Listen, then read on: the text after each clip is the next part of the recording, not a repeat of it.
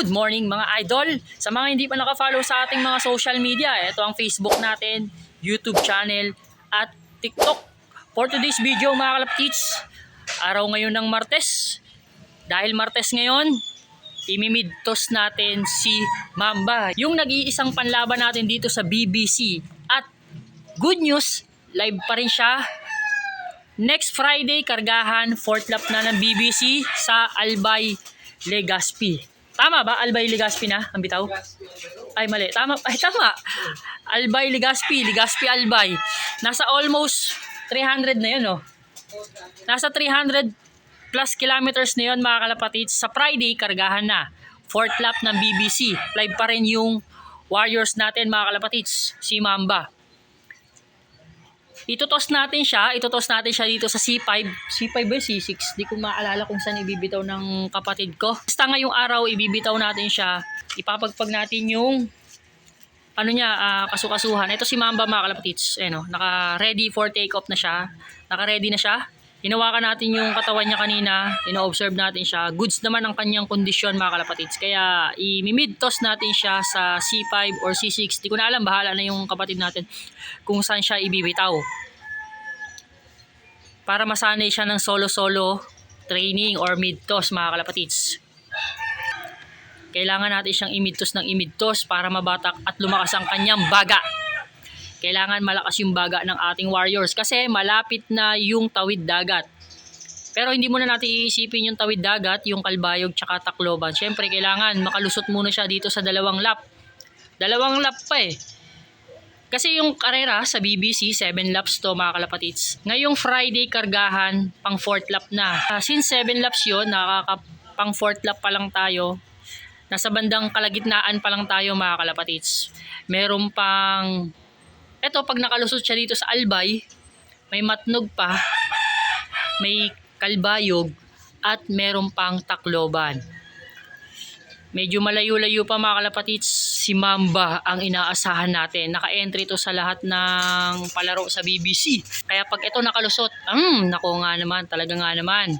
Mamba, ikaw na lang inaasahan natin. 5 yung, nung umpisa, mga kalapatids, sa mga hindi nakakaalam, yung umpisa ng training, 5 sila. At isa na lang ang natira, si Mamba.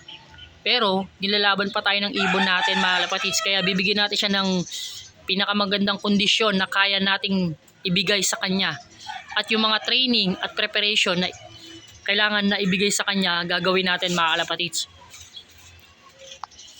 Basta mabigay natin yung mga preparation at kondisyon na kinakailangan niya, bahala na si Mambang ilaban tayo, mga kalapatids. Kung hanggang saan aabot, sana makatapos ng Tacloban si Mamba. Sige, mga kalapatids, update ko kayo kung anong oras bibitawan ng kapatid ko at saang lugar.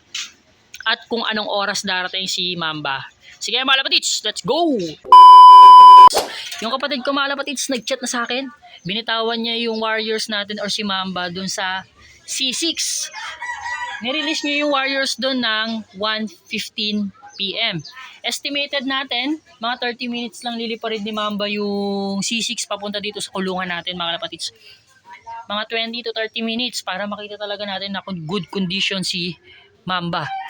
Ang weather nga lang dito, mga kalapatids, kung titignan nyo, kita ba sa video, umaambon-ambon ng konti dito, mga kalapatids, kung nakikita nyo sa video. Medyo umaambon. Tara, mga kalapatids, abang-abang na tayo. Estimated natin, mga 1:45 darating si Mamba. Time check tayo, 1:36 PM. 20 to 30 minutes natin aabangan si Mamba. Tignan natin kung good condition yung lipad niya. Let's go! Ito na, mga kalapatids, nandito na si Mamba. Time check tayo, 1:42 PM. Sakto, tamang-tama yung estimated natin. 1:45 darating si Mamba. Pero 1:42 pa lang nandito na, mga kalapatids. Sana ba? Nakita ko dumaan na eh. Baka dumapa ako dito sa emulsion. Ayun o. Pang, sakto. Kitang-kita. Lumapag si Mamba. Time check tayo. 1:42 PM. Nasa 27 minutes.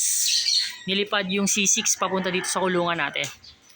Goods. Maganda. Maganda yung performance, mga kalapatids. Ibig sabihin, nasa magandang kondisyon si Mamba para sa darating na linggo. Sa Sa Biyernes kargahan sa Albay Legazpi. Linggo bibitawan yun mga kalapatids. Tara, papasukin natin si Mamba. Ito na. Pasok na, sok na Mamba. Mamba, pasok. Pasok na, sok Mamba.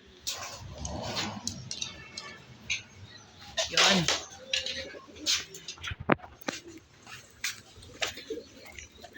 Wow. Wow na wow si Mamba. Pero chill lang oh. Binasic lang yung C6. Sa bagay, malapit lang naman. Toss lang naman, kumbaga para ma-exercise lang.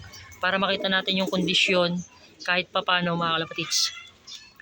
Kondisyon si Mamba para sa Biyernes kargahan sa Linggo bibitawan. Sige mga kalapatids, dito ko natatapusin yung video na to. Thank you for watching. See you sa next vlog natin. Ingat mga kalapatids.